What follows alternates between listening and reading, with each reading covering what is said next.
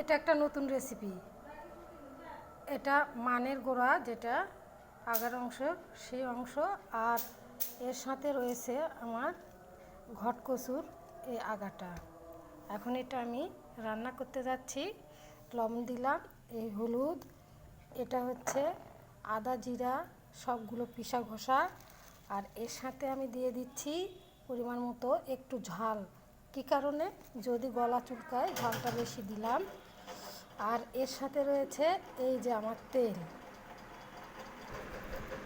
এই সুন্দরভাবে এটা আমি মেখে নিয়েছি।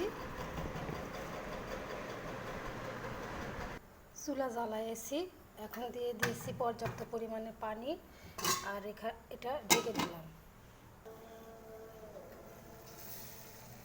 পানি শুকিয়ে আসছে।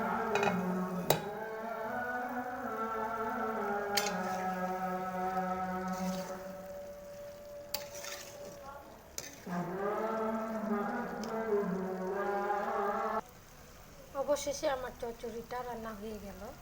আল্লাহ হাফেজ।